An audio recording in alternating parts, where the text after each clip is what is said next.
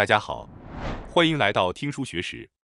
今天我要给大家介绍由史蒂文·冈德里医生所著的《不会让您变老的饮食》这本书。本书的作者冈德里医生是肠道菌群领域的国际权威，同时也是长寿研究的先锋。他在书中提出，要在生命的尽头保持年轻和健康，唯一的秘诀就是摄取能够让肠道愉悦的食物。我们的肠道中栖息着大量的细菌，包括大肠杆菌和乳酸菌等。这些肠道细菌在决定我们的健康状况方面发挥着至关重要的作用。它们不仅参与消化和吸收，还影响免疫系统、激素平衡以及皮肤的光泽。今天视频的内容包括以下3个部分：第一，能让身体和心灵都感到愉悦的5种甜点；第二，让肠道变得破烂不堪的3种食物；第三，绝对不能相信的关于老化的3大迷信。首先是第一部分，能让身体和心灵都感到愉悦的5种甜点。众所周知，保持年轻和健康的关键在于避免摄入加速衰老的饮食，这一点毋庸置疑。然而，我们的生活不仅仅依赖于身体的健康，心灵的健康同样是维持年轻的重要因素。因此，我要给大家介绍能让身体和心灵都感到愉悦的5种甜点。它们分别是：1. 椰奶冰淇淋； 2. 绿香蕉； 3. 椰奶； 4. 咖啡果； 5. 巧克力。首先是第一种甜点——椰奶冰淇淋。由椰奶制成、不含乳制品的冰淇淋，对肠道菌群不会造成负面的影响。此外，还可以加入椰子粉、杏仁、榛子、芝麻、栗子等配料，制作出各种风味的冰淇淋。过去因健康原因而避免摄入冰淇淋的人，可以通过这些巧妙的搭配，享受既健康又丰富多样的冰淇淋。大家一定要试试看。接下来是第2种甜点——绿香蕉。大家都知道，香蕉因其丰富的钾而受到赞誉，但实际上，香蕉也含有有害菌喜欢的糖分。中等大小的一根香蕉大约含有14克糖，然而未熟的绿香蕉则不同，它的果糖含量较少，含有大量对益生菌有益的抗性淀粉，是健康长寿甜点的优选。此外，鳄梨以其滋养头发和皮肤而闻名，大家可以将鳄梨和绿香蕉捣碎混合，作为面膜使用，既香气宜人，又能让皮肤细菌感到愉悦。其他如覆盆子和黑莓等酸味浆果也非常健康，每杯仅含约5克糖分，却富含食物纤维和大量的多酚类物质，并且富含维生素。此外，无花果对于维持肠道健康也至关重要。无花果与石榴被认为是最古老的水果之一，早在公元前5000年就有人食用。无花果中的糖分主要来源于食物纤维，只需用水冲洗一下，然后像剥香蕉一样用手剥皮即可食用。因此，作者建议大家将无花果纳入到日常饮食中去。接下来是第3种甜点——椰奶。对于肠道细菌而言，许多乳制品实际上并不适合食用，特别是牛奶中的 A1 型贝塔酪蛋白。这种蛋白质被认为可能引发多种自身的免疫疾病，导致肠道炎症和胃肠的不适。很多人以为自己对乳糖不耐受，其实可能只是对 A1 型贝塔酪蛋白的不耐受。椰奶的名字里虽然含有奶，但它并非乳制品，因此是安全的。椰奶是通过将椰子肉混合后过滤而制成的，富含对肠道细菌有益的月桂酸。此外，市面上有售的椰奶酸奶也非常美味，喜欢酸奶的人可以尝试一下。不过，选择无糖的产品非常重要，因为诸如果糖之类的糖分是有害菌的最佳食物。如果食用含糖量高的椰奶酸奶，椰子的好处可能会被完全抵消。即使在无糖椰奶酸奶的成分表上看到有糖的标注，也不必过于担心，因为椰子肉本身几乎不含糖，而在发酵过程中需要少量的糖分来促进发酵，但最终成品中的多余糖分已被细菌处理掉了。因此，尝试椰奶和椰奶酸奶是一个不错的选择。接下来是第4种甜点——咖啡果。如果您对常见的甜点感到厌倦，那么不妨尝试一种不那么常见的点心——咖啡果。这是一种新颖的选择。咖啡本身对健康的好处，相信很多人已经知道了，包括降低死亡率、预防糖尿病和保护肝脏等。研究表明，咖啡具有诸多健康益处，而咖啡果，也就是咖啡树的果实，同样对人体的健康有益。咖啡果富含抗氧化物质和多酚类物质，有助于增强免疫力并抑制炎症。它还含有大量的黄酮类物质，这些物质具有强力的抗氧化和抗炎作用，通过扩张血管来改善血液的流动，帮助保持血管的柔韧性和年轻状态，预防衰老。此外，咖啡果还能增加脑源性神经营养因子 BDNF， 这一物质对提高认知功能非常重要，能促进大脑中新神经细胞的生成，从而有效预防认知症。咖啡果有时也被称为咖啡樱桃，可能在市面上并不常见。不过，现在市场上已经出现了咖啡樱桃茶，这种茶具有类似玫瑰果茶的柔和酸味。如果大家感兴趣的话，可以在网上搜索一下，尝试一下这种令人愉悦的茶饮。接下来是第5种甜点——巧克力。如果您对巧克力情有独钟，那么这里有一个好消息。您的爱好与您的肠道细菌一样，它们也非常喜欢巧克力。巧克力富含抗氧化物质和黄酮类物质，特别是其中的主要成分可可，对健康非常有益。可可中的黄酮醇有助于促进大脑的健康。长期适量摄入巧克力可以保护大脑，提高记忆力、处理速度和注意力。这些效果被认为是由于增加了对随年龄增长而退化的大脑皮层的血流量。然而，选择常见的牛奶巧克力并不理想，因为牛奶巧克力的主要成分是糖，而糖是有害菌的最爱。因此，建议选择可可含量至少为72%以上的黑巧克力。可可的含量越高，对健康的效果就越显著。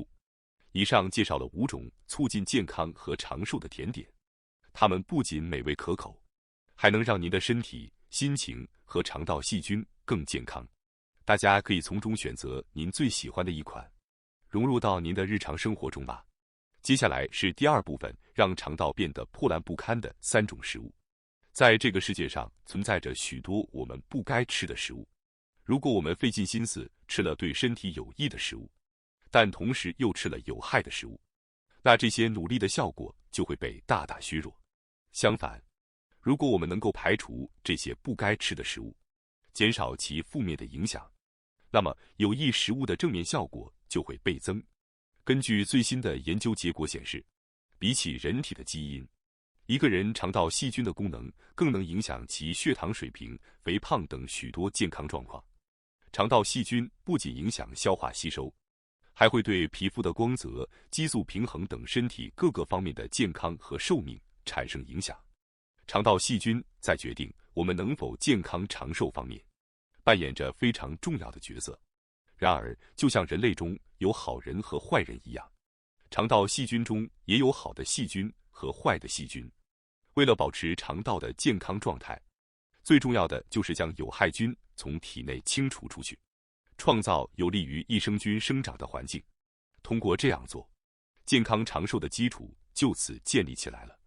就像我们人类依靠食物来获取能量进行活动一样，有害菌也同样依赖我们吃的食物来进行活动。因此，肠道细菌是否能够正常工作，取决于我们是否能够避免摄入有害菌最喜欢的食物。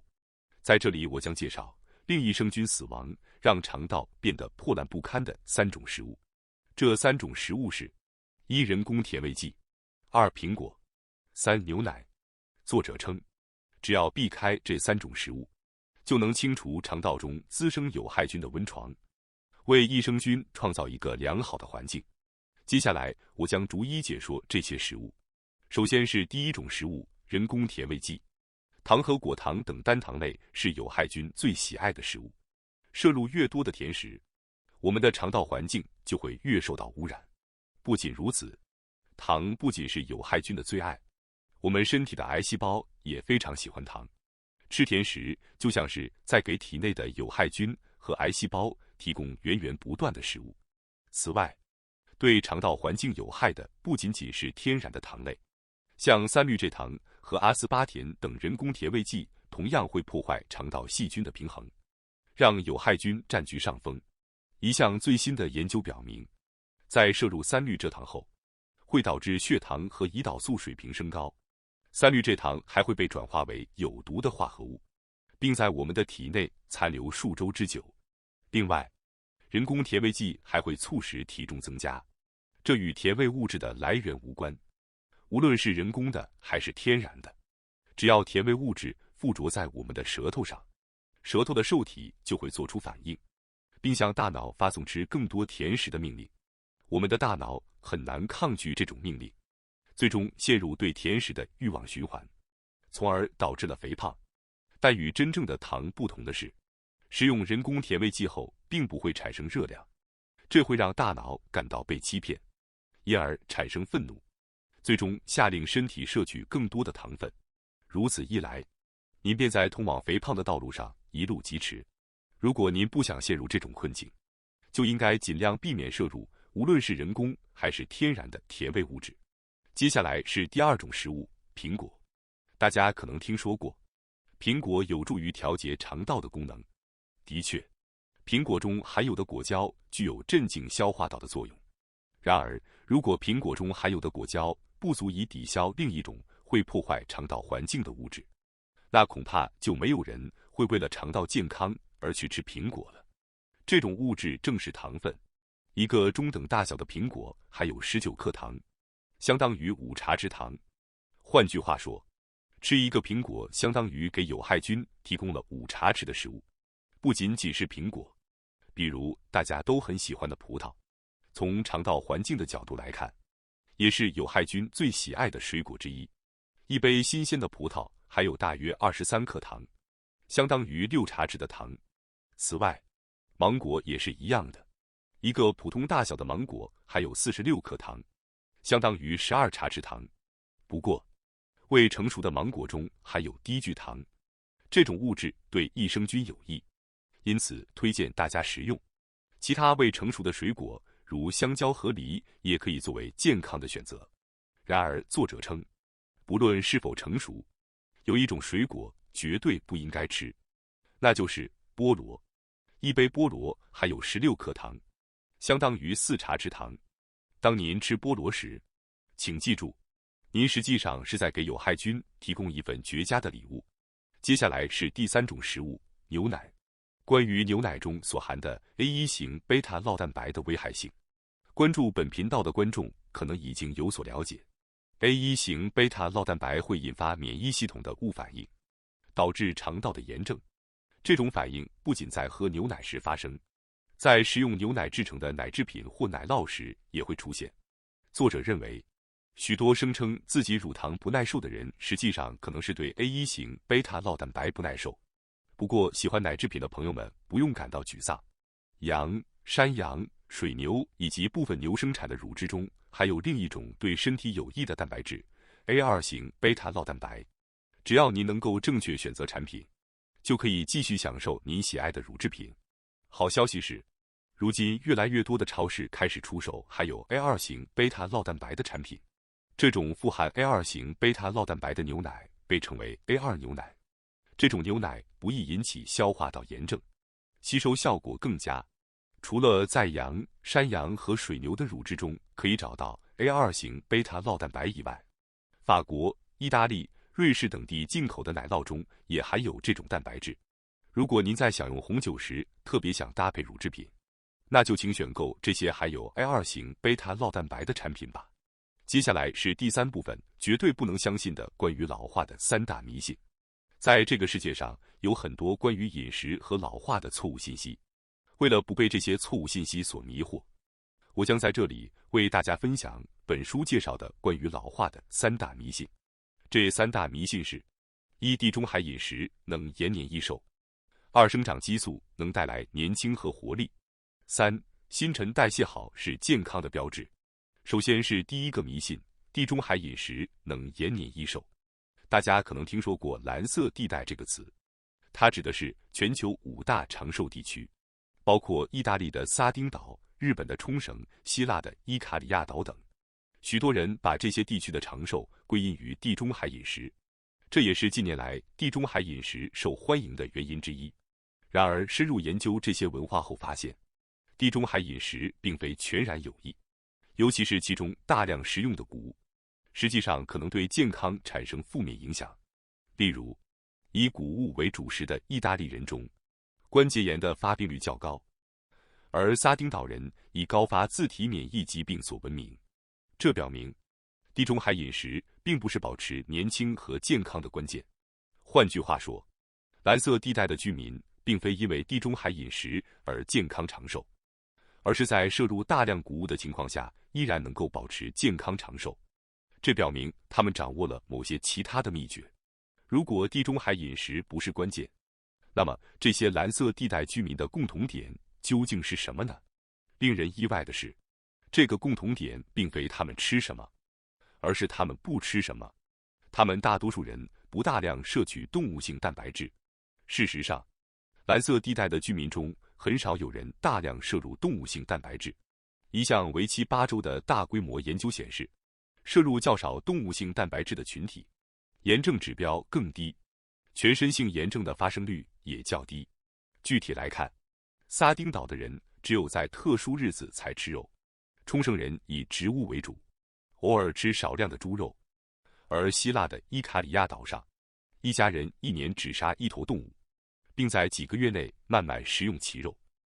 而我们现代人每年平均吃掉约100公斤的肉，这一数字在历史上前所未有，还不包括鸡蛋、牛奶、奶酪等动物性食品。将这些事实与蓝色地带的饮食习惯相比，我们就能理解为什么我们这一代人正在以人类史上最快的速度老化了。综上所述，蓝色地带的居民之所以健康长寿，并不是因为他们吃地中海饮食，而是因为他们不摄入大量的动物性蛋白质。因此，作者建议那些受到地中海饮食影响而大量摄入动物性蛋白质的人们，现在就应改变以肉为中心的饮食习惯。即使从现在开始改变，也不算晚。接下来是第2个迷信：生长激素能带来年轻和活力。前面所提到的蓝色地带的居民，大多数身高远低于平均水平。女性的平均身高比男性矮 12.7 厘米，女性患冠状动脉疾病的几率比男性低，平均寿命比男性长约7年。这表明身高较矮与寿命较长之间可能存在着某种因果关系。事实上，多项研究已经证明，身高与寿命之间存在着负相关。在一个鼓励孩子多吃蔬菜的社会，成年人通常身高较矮，且繁殖期较晚。然而，如果这些人开始大量摄入动物性食物，他们的生长速度和身高会相应的增加。例如，在日本，自西式饮食引入后的15年间，日本人的平均身高显著增加，同时冠状动脉疾病的发病率也随之上升。作者指出，生长加速的一个主要缺点是青春期的早熟，这会增加乳腺癌和糖尿病等疾病导致的死亡风险。研究已揭示身高与癌症的关系。一项研究表明，青春期快速生长会使癌症风险增加 80%。那么，为什么身高较高的人更容易患癌症和早逝呢？这是因为大脑分泌的生长激素促进了每个细胞的生长，包括那些可能导致癌症的细胞。如果生长激素的水平较低或适中，可能会降低癌症风险并保持健康。研究表明，侏儒症患者由于生长激素受体异常，尽管成年后身材依然矮小，但他们几乎不会罹患癌症或糖尿病。更有趣的是，如果阻断小白鼠的生长激素，制造出类似侏儒症的小白鼠，这些小白鼠的寿命会比普通小白鼠长 40%。由此可见，如果我们想要避免癌症并追求健康长寿，那么保持生长激素的低水平是关键。由于生长激素会因摄取糖类和动物性蛋白质而增加，因此作者建议减少这些食物的摄取，以实现健康长寿的目标。接下来是第3个迷信：新陈代谢好是健康的标志。我们常常会听到，提高代谢可以让您保持年轻和苗条这种说法。然而，作者认为这完全是一种误解。高代谢率并不意味着卡路里消耗得更快，而是说身体需要额外的能量来进行代谢，这实际上是一种低效的代谢状态。之前提到地中海饮食时，我曾提到动物性蛋白质是导致老化的因素之一，因为它需要大量的能量来代谢。如果日常摄取大量的肉类，身体的代谢率将无法降低。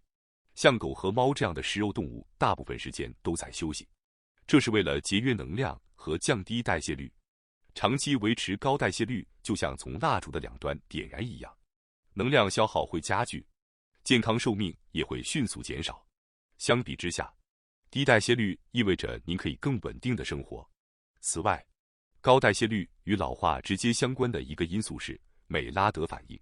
当糖分在体内代谢时，会生成一种叫做晚期糖基化终末产物的化合物，类似于燃烧产生的焦炭。随着年龄的增长，这些美拉德反应的产物在皮肤上会表现为褐色斑点。